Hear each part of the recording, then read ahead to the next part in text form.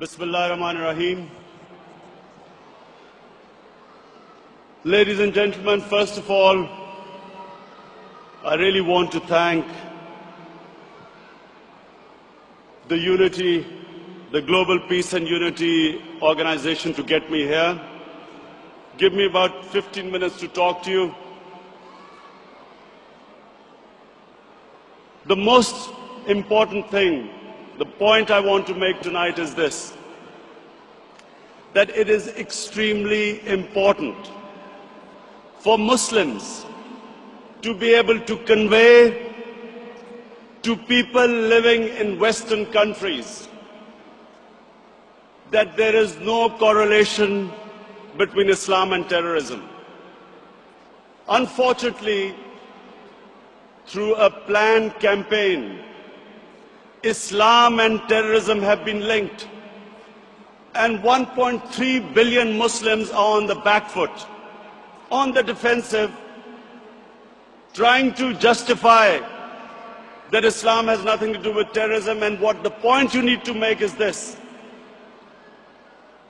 that according to the Holy Quran, 124,000 messengers of God were sent on earth, all of them with one message.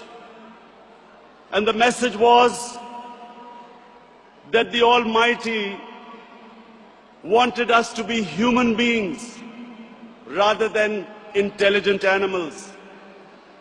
Animals believe in might is right,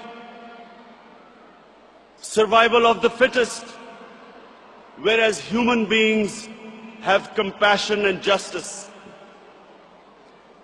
And Muslims were supposed to be and should be the community that should be compassionate and that should believe in justice, just like every messenger of God to every human community brought the same message. So when something like 9/11 happens, we should be able to tell those people who blamed 1.3 billion people for the acts of 18 people that terrorism knows no religion. All religions preach the same thing. And unfortunately, we do not have either the political or intellectual leadership in the Muslim world to be able to convey our point of view. So we have words like Islamofascism, like radical Islam. When Tony Blair and George Bush say that the enemy of Western civilization is radical Islam, how is the man in the street in the West supposed to differentiate between a moderate Muslim and a radical Muslim? And why is Islam the issue? Before 9/11, 70% of all suicide bombings was by Tamil Tigers in Sri Lanka. No one ever blamed Hinduism for what they were doing. No one ever said that tell the Hindu priests to tell them that suicide bombing is not part of Hinduism. So why were we on the defensive?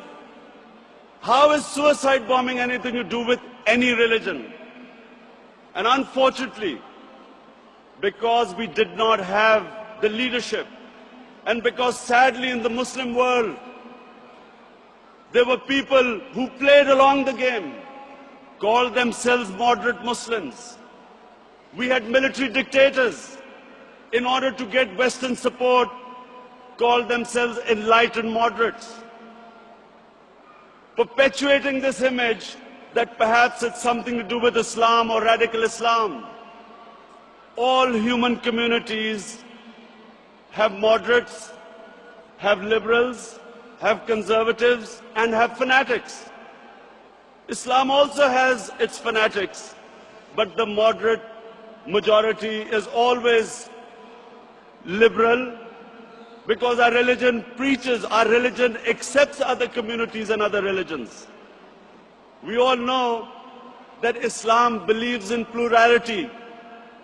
Muslims have lived with other religions.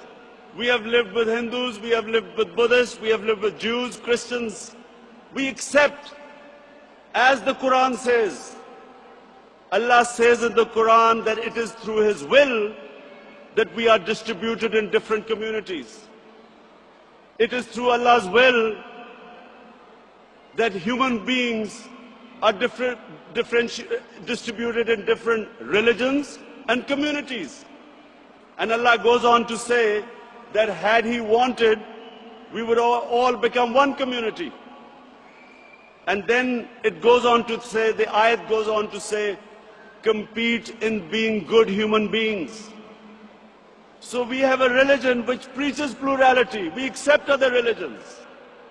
Nowhere does Allah tell us to convert everyone to one monoculture or mono-religion.